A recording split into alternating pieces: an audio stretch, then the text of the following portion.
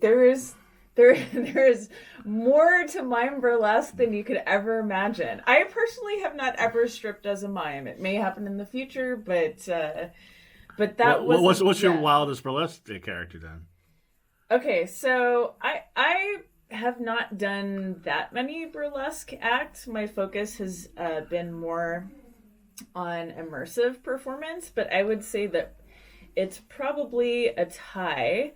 I did a burlesque act last year based around the concept of eating Tide Pods. So it was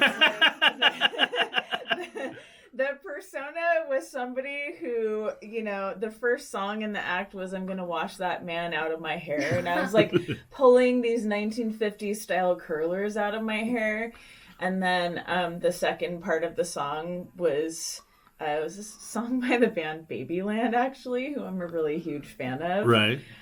This industrial band. And,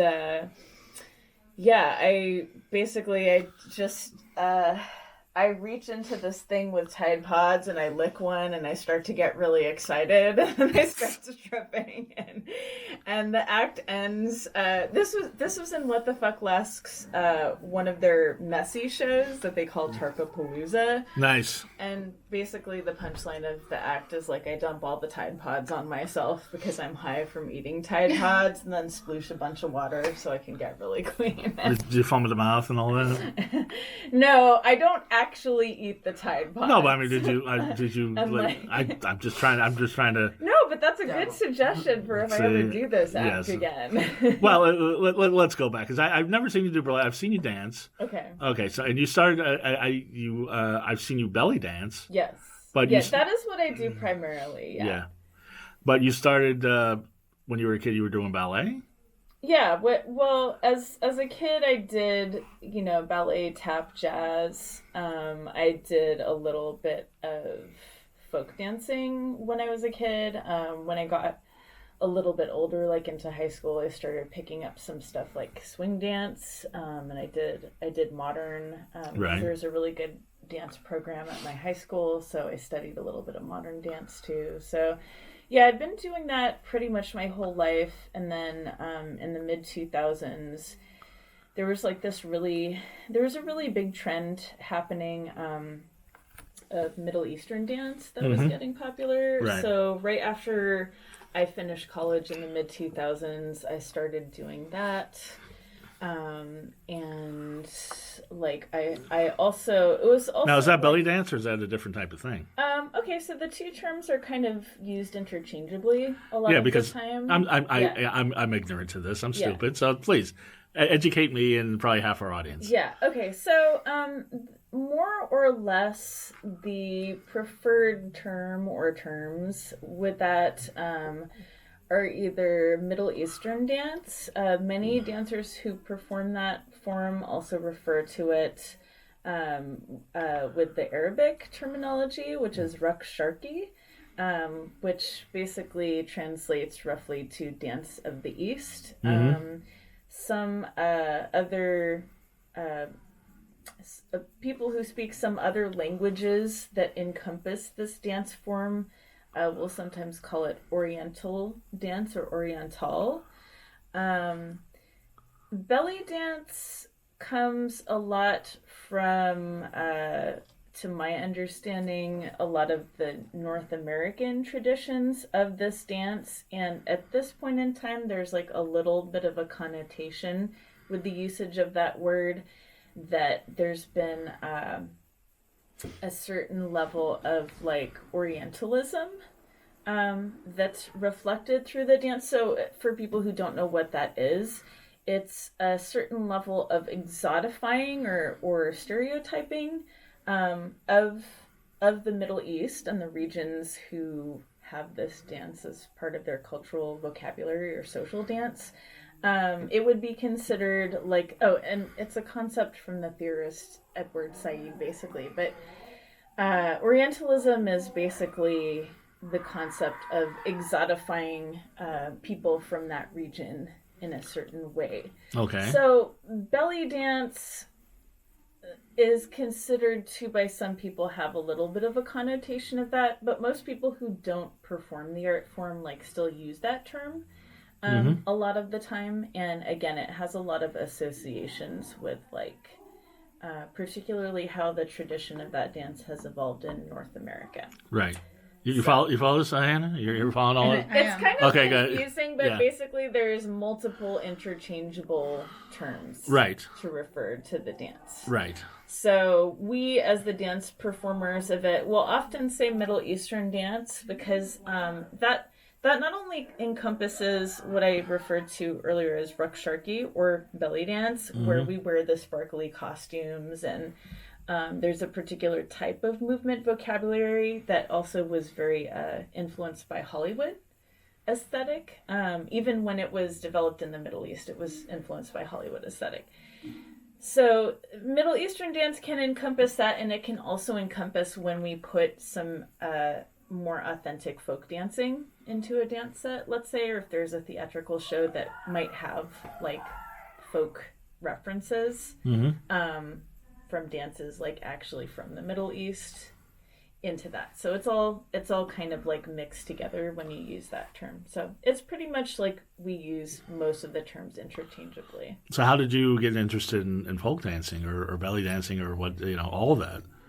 Middle Eastern dancing. Yeah. So basically, like I said, when I finished college in the mid 2000s, there was a big like general public trend of belly dance, of ruksharki, having popularity in the public eye because of belly dance superstars.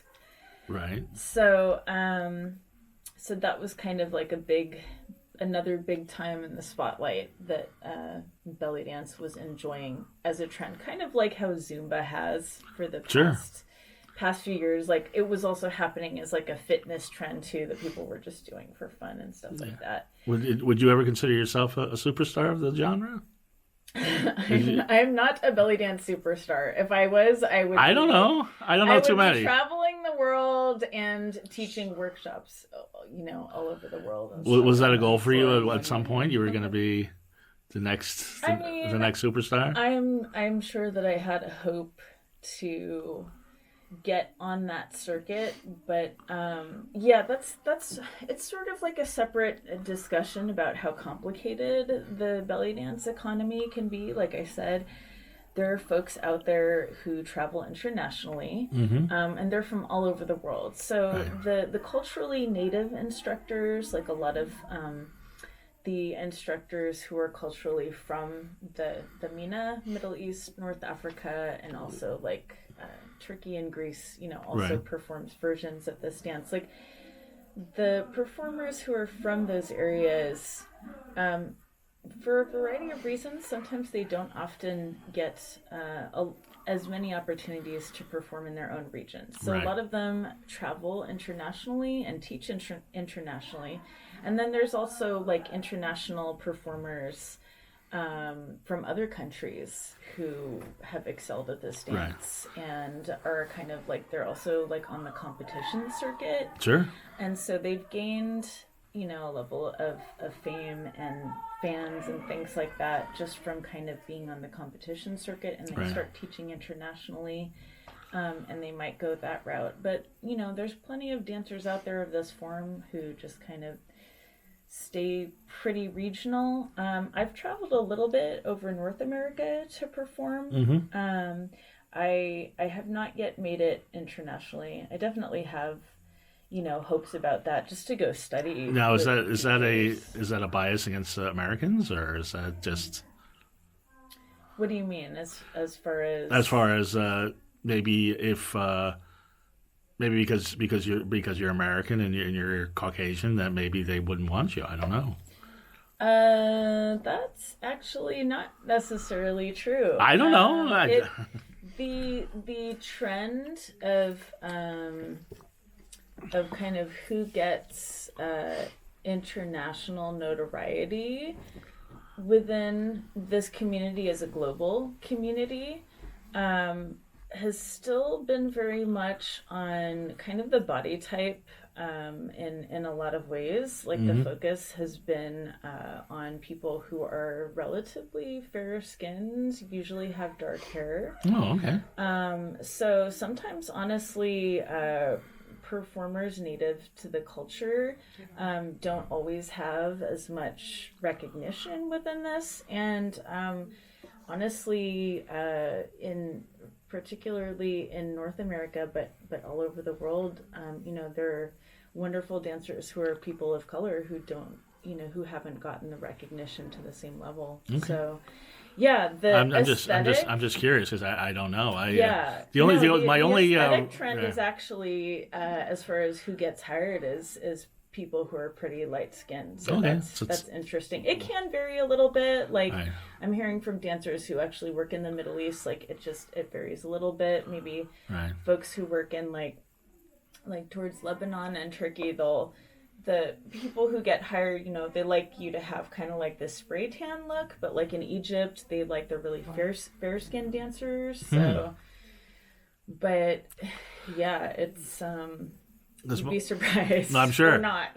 No, well, the main education in belly dance was when you hooked me up to co-host the Gothla Belly Dance Festival a few years ago. Oh my gosh, I completely forgot about that. Yes, which I always thought was Goth LA, but it's Gothla. Yeah, what's that? It's a Goth Belly Dance Festival. It was great, but I had like all these jokes about how, they needed a guy to belly dance, so I was going to belly dance. The best belly dancer, no offense, was a guy. Absolutely, yeah. I don't know what the guy's name was, but he was great. Yeah, we have a number of really incredible performers of all genders within the belly dance scene. It's worth mentioning too that the folks who are from the culture of origin, who are male dancers, a lot of them have left their countries or emigrated, just because there's quite a lot of cultural stigma in a lot of cases against them performing publicly. Right. And luckily, many of them have gone on to have great international careers.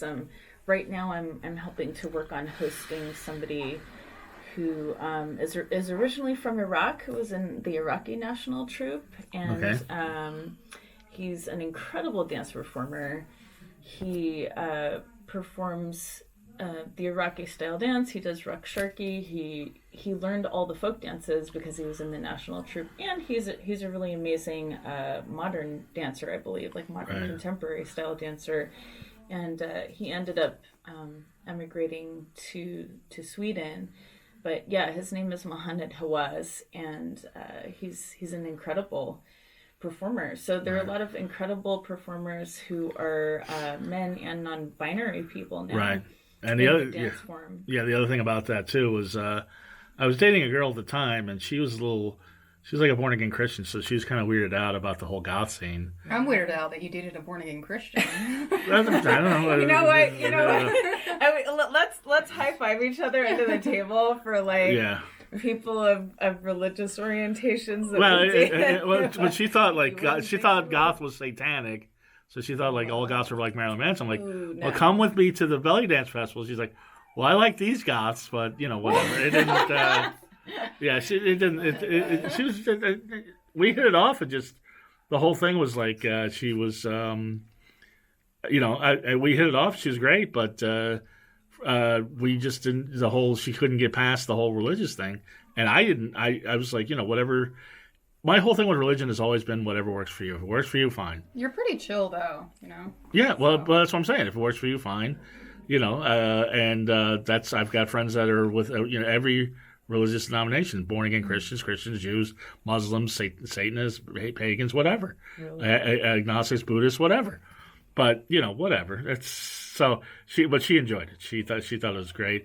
But she actually did say that yoga was not satanic. So that was at least she got there. But she also was. I told her that Joel Osteen was playing the Rose Bowl. She's like, "Why didn't you tell me?" I'm like, because he's a piece of shit and he's a phony, but okay. Okay, now I'm picturing Joel Osteen doing this like 80s like like guitar solo. And he played the Rose Bowl, and people came to see him, and just wording it that way, like da da da, motivational speaker played Right. the Rose Bowl. Yeah. I'm thinking of him like the same, yes, the same place Depeche Mode played, and Rolling Stones just played, and Joel Osteen plays. And I just said, whatever works for you. But I mean, when you got somebody that's just that phony, and you can't see through that. I don't know about that, but I just hit on the point with because I know Hannah gets fascinated anytime we have a dancer on for some reason. Because I wish I could move my body like that. That's something that I cannot do. I have no rhythm. You sure? Sure.